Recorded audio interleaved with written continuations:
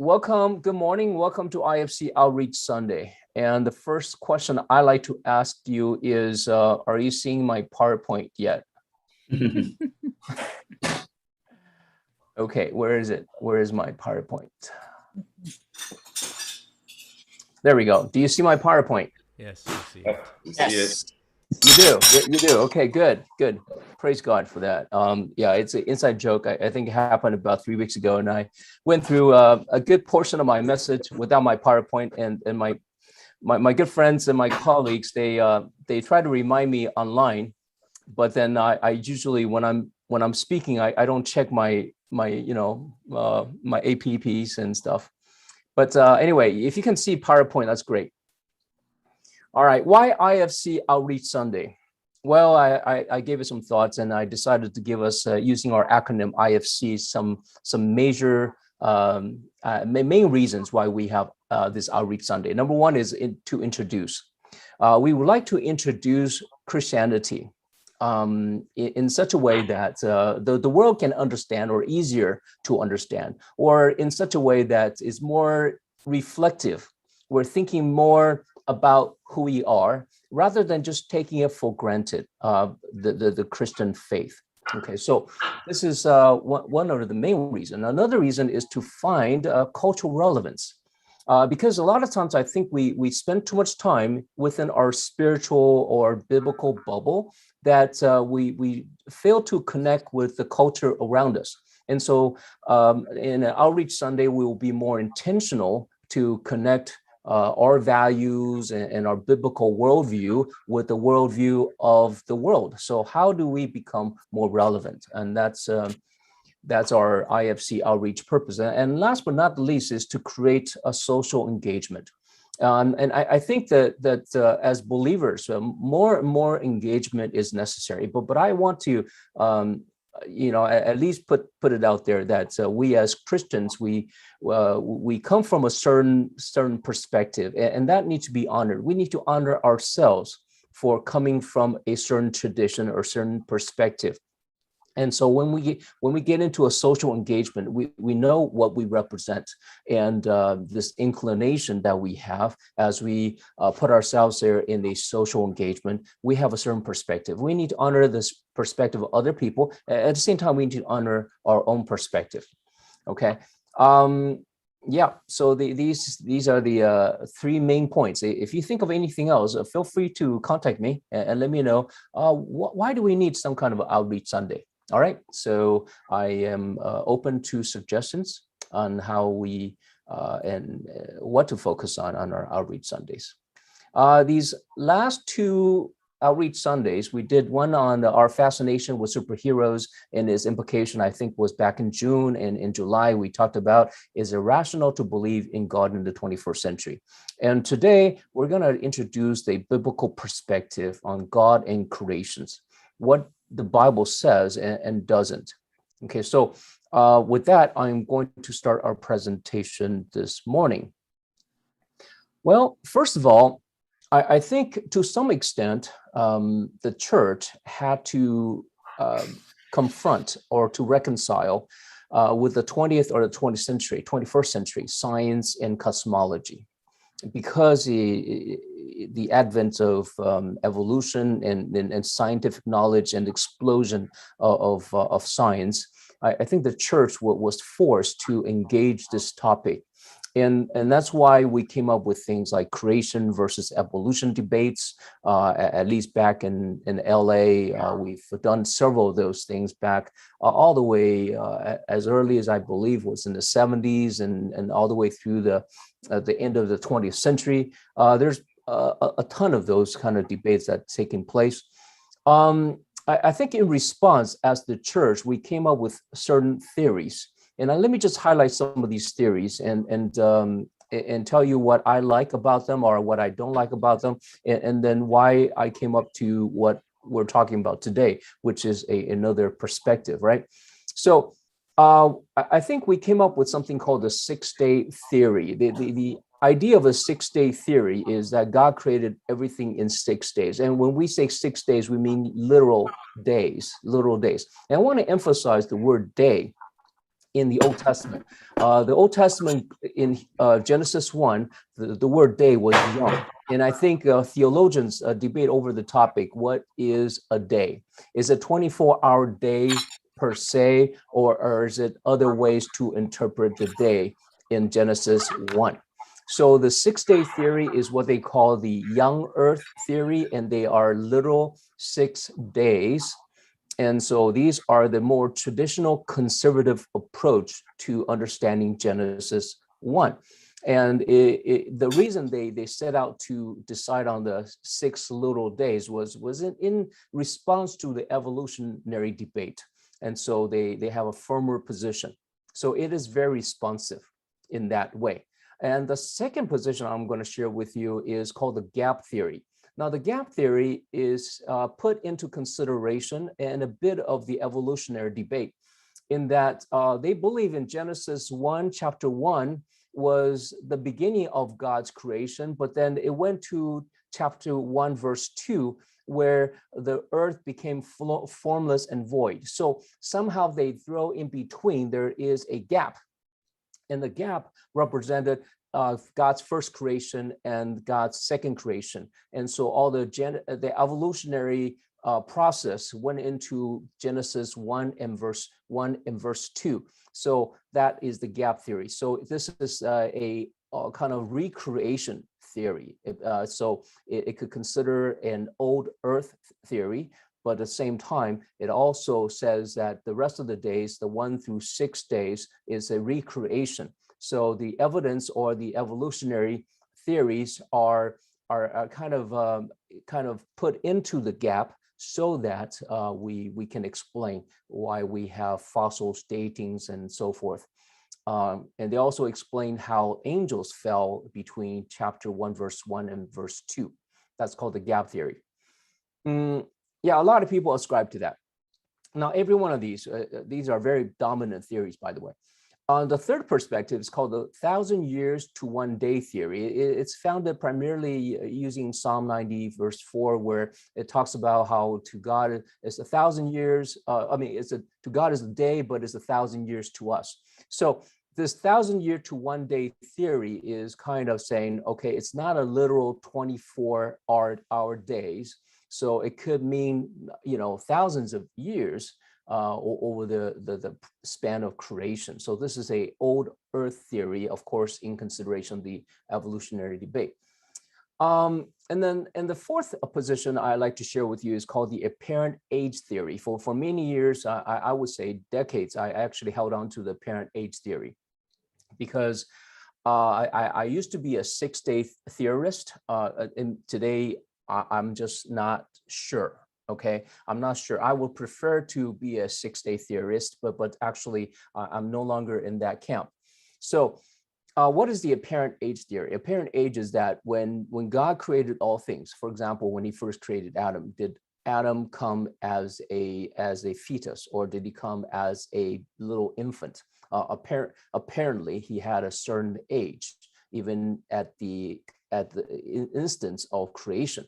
So the same thing, he could have created trees without putting a seedling in place. He could just create a whale out of his sheer power of creation. He didn't have to create, from a seedling of a plant into a grown sequoia. He doesn't have to do that. So this is called the apparent age theory. So in other words, when God created Earth, Earth had a certain apparent age to it. All right, so that's the fourth position. And last but not the least, I'm going to introduce, I'm going to introduce one more later, but then in this particular segment, it's called the theistic evolution. Theistic evolution believes in the old earth theory. So they primarily believes in that God created all things using evolutionary process. Okay, they believe in using evolutionary process, and therefore God still created all things, but then evolution is an incorporation of God's creation. Okay, so these are the 5 different dominant positions that are Christian in nature. Okay, so these are all in response. But the question I really want to ask after hearing the response to our 20th and 21st century science and cosmology is that, is it necessary? Is it necessary to respond or reconcile between the two? Oh, by the way, if you have any questions, you could also use the chat to communicate your thoughts in this whole process. All right, so why do we need to respond to science or cosmology? Well, I personally believe from a Christian standpoint, science need to be respected for its own sphere of relevance and culpability. What I'm saying is that science has its own limits, and these things that they're really good at, but some things they're not very good at. In other words, I would let science deal with science, because science has its own defense. It has its own changes that is taking place. It's constantly in a flux. So for us as as Bible believing Christian to be comparing the Bible with science, it's not a fair comparison, because we believe in a Bible that holds truth that are eternal, while you have science that is constantly changing and internally inconsistent at times. So that's why I feel science need to contend with science, okay? Because the Bible doesn't have to answer to science, or our faith doesn't have to answer to science. Now, even though, granted that I do believe that sometimes the biblical truth says something about science, but not necessarily directly. So I don't think Genesis 1 is directly speaking into science. So it's not a scientific book, the book of Genesis. So I do also have problem with the fact that we are teaching theory of evolution in our schools today, because why are we taking out of religion all the other possibilities and only have faith in this one aspect that gives us knowledge, namely, evolutionary theory, and because it is still a theory, and why do we teach it as if it's fact? I think that's problematic, and science need to work it out within themselves. So I think evolution need to answer to other evolutionists, because for the most part, I think today most scientists agree with the microevolution, because there's plenty of evidence. There's overwhelming evidence that microevolution takes place. In other words, within the species, the species, they do change. But they debate over these topics among scientists of speciation, and the term speciation represent species transference into other species. So the evolutionary process of macroevolution is debated even among scientists today. So I don't know why we still teach it, but it's what's happening in our world today.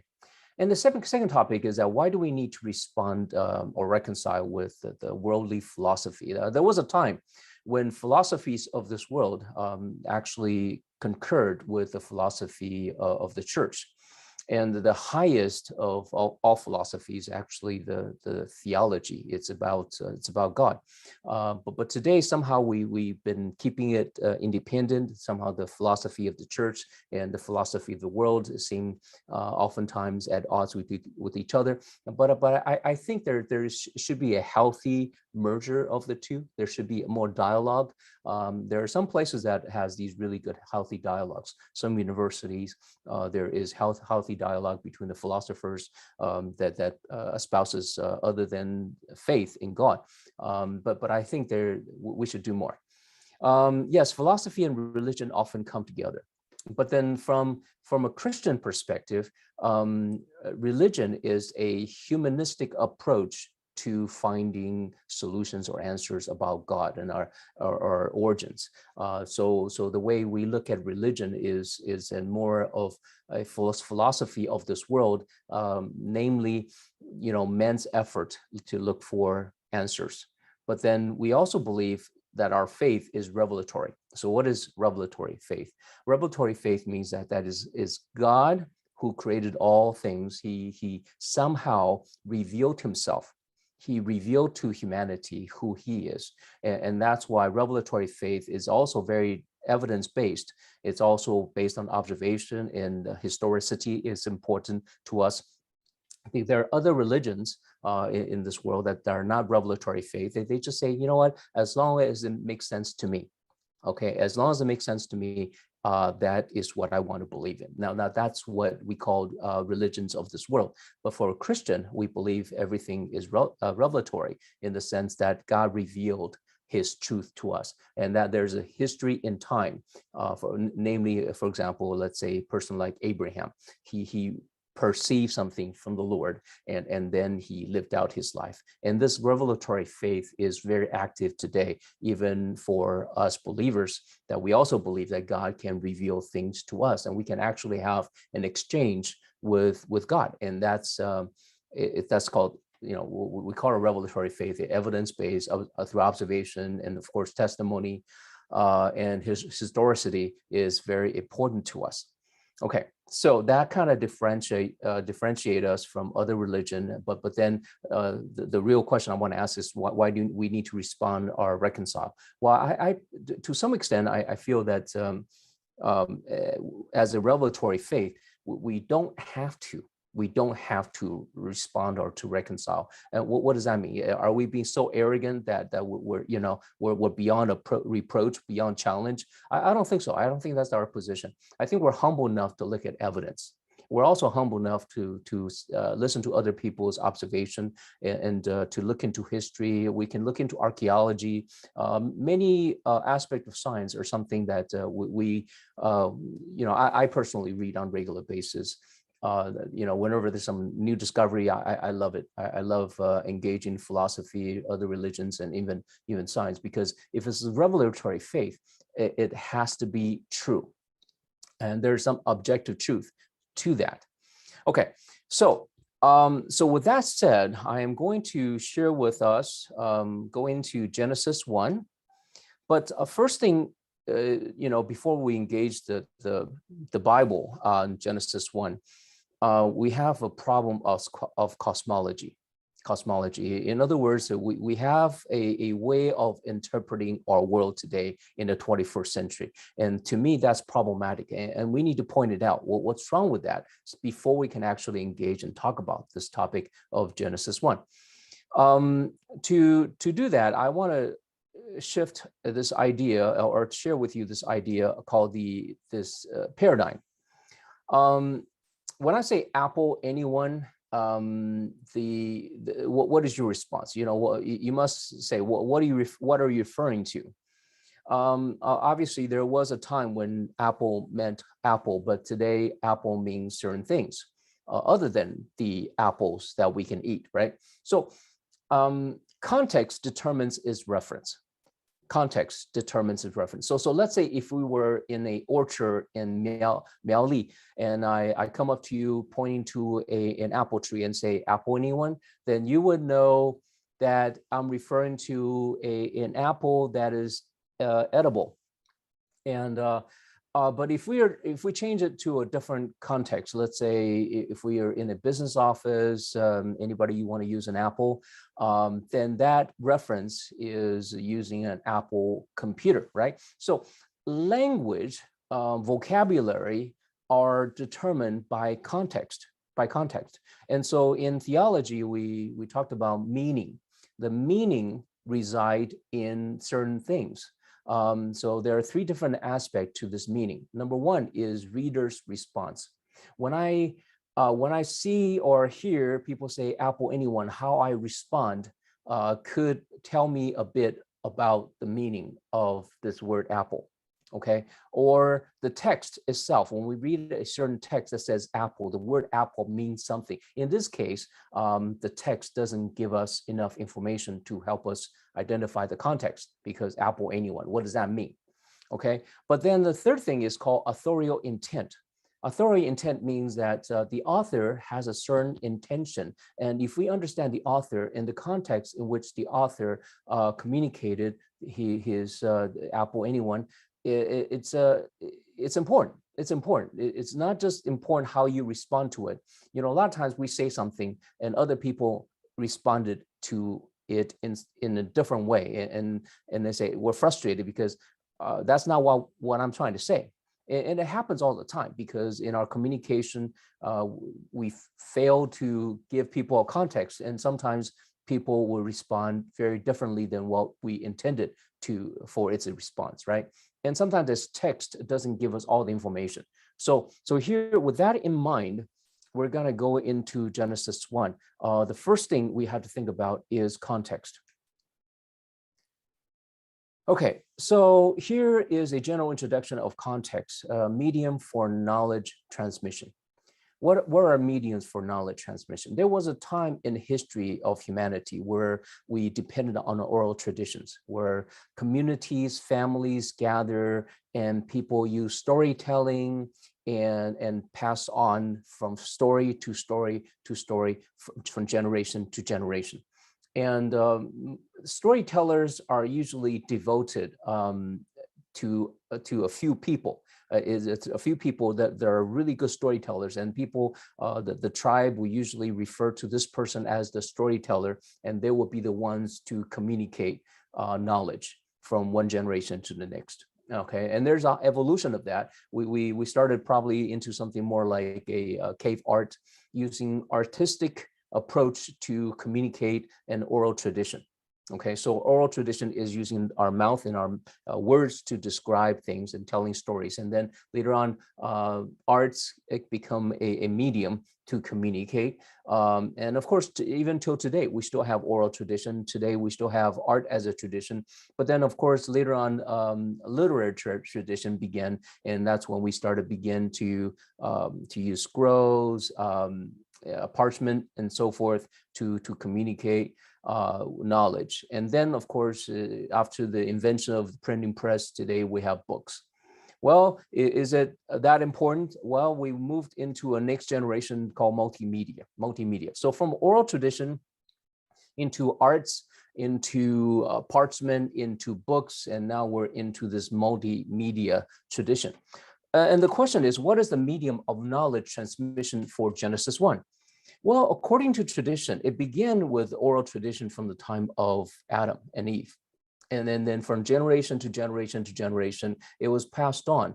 And then, of course, with the inspiration of God, Moses, who wrote the Pentateuch, which is the first 5 books of the Bible, he was inspired and wrote down these traditions.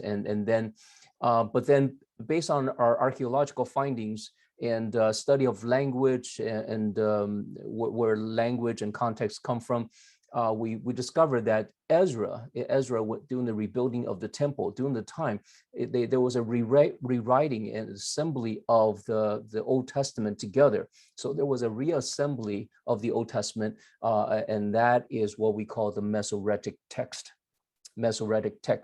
Which later on translated into Greek, we call the Septuagint, by which Jesus did most of his quotation of the Old Testament from the Septuagint, the Greek translation of the Old Testament, the Masoretic text.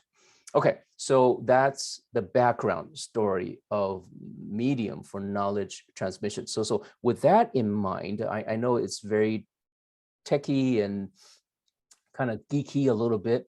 I just want to challenge you to think with that context a little bit before we challenge the 21st century cosmology. This is our 21st century cosmology. We think of Earth as this round ball circulating in space, and that we have a larger, kind of a context with multiple balls, and in the solar system. And we have a solar system that everything revolves around the sun. And we have this cosmology that introduces something called the galaxy. and we're in the Milky Way galaxy. And the picture on the right is what this Milky Way galaxy looked like. And we're just a speck out of that Milky Way galaxy of ours. And then, of course, we're nothing but a little dot somewhere in this universe. This is our 21st century cosmology. Okay, so with all that said, I want us to put that aside, okay, because that is going to mess us up, because the first century reader, or even beyond, our earlier century reader, they don't have this cosmology. So the author would never intend for us to understand Genesis 1 in light of this 20th or 21st century cosmology. So we have to go back in time just a little bit.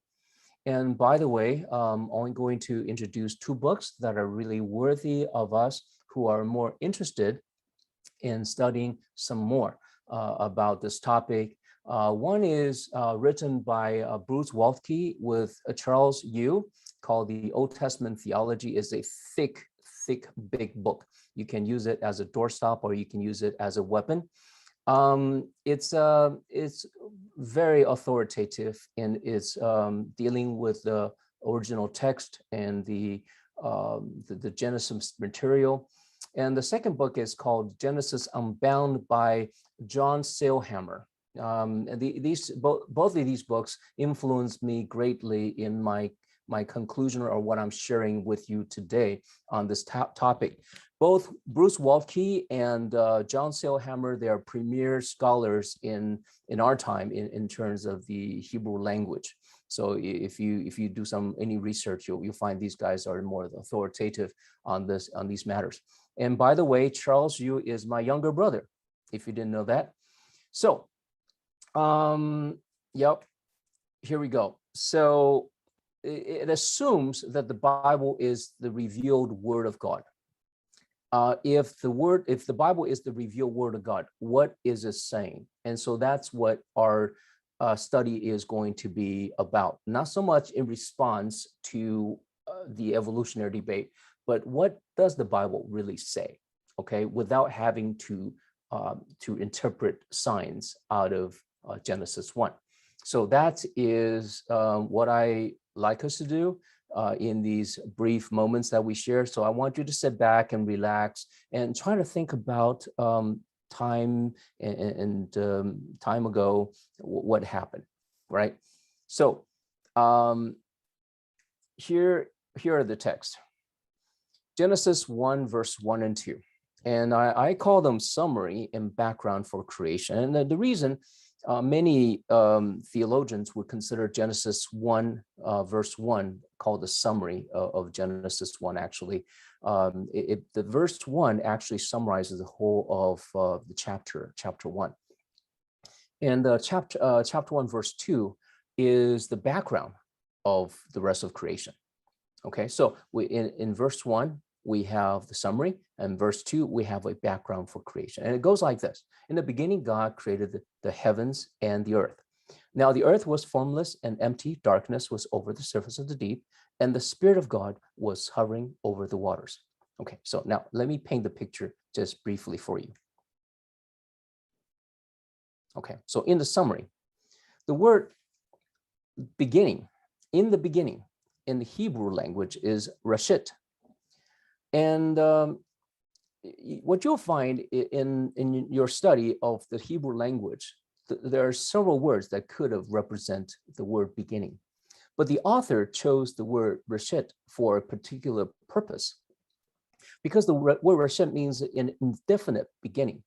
So we can easily conclude that the author did not care too much to share with us when this beginning began. He is more interested that God created all things, and not that when and how was that relevant.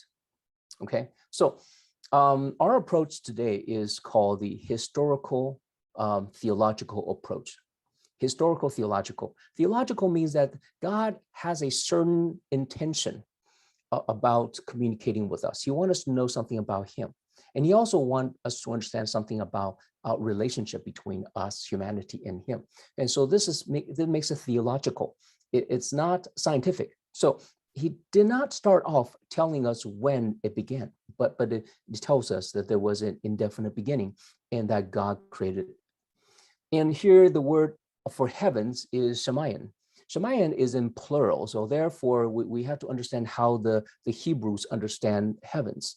And to a Hebrew mind, heavens are broken up into three different sections. One is everything that's above the ground, in above the land is heaven, number one, heaven number one.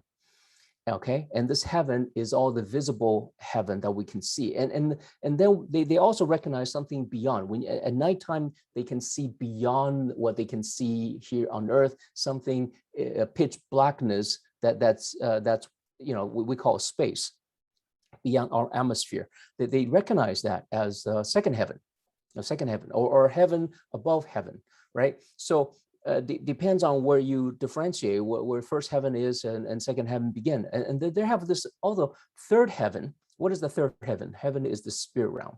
Okay, so heaven one is anything visibly above the earth or the land, and then anything beyond that is second heaven, and then the third heaven is the spiritual realm. And the earth, the word earth is Adama. Adama is could also mean dirt. It means dirt or the land that you stand on, or could mean earth. Okay, so because see, they don't have this swirling ball thing in their mind about earth, so all they're looking at is the land that they're standing on. Think about it. These are early people. They don't think in terms of our cosmology. They think in terms of what's underneath them. This is the land that they're fighting for. This is the land that they live on. And so this whole theology of going back to Eden or the Jerusalem, it's all about land. It's all about land. And the same word land is used. It's called Adama. And you see this theme throughout the Genesis. Abraham has to go to a certain land, and the Israelites have to go back to a certain land. This is all the land of the promise. The promised land is ultimately the same equivalence as in the Garden of Eden, and which is something we have to teach another day. We'll talk about that. So when you put two contrasting words together, Shemayan and Adama, one is what you stand on, beneath, dirt, and everything above. When you put these two words, contrasting word together, what does it mean? God created everything.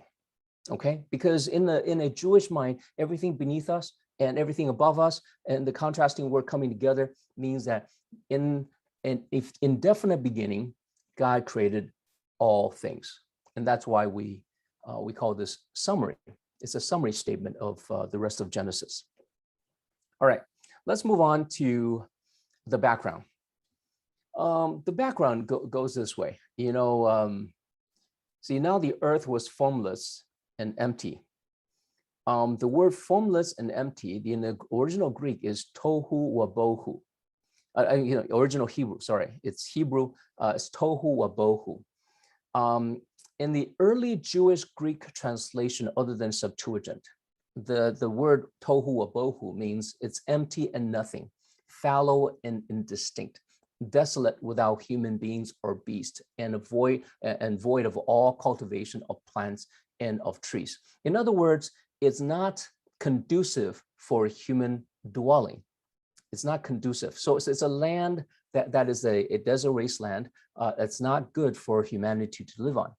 And that's a good translation, other than the Septuagint.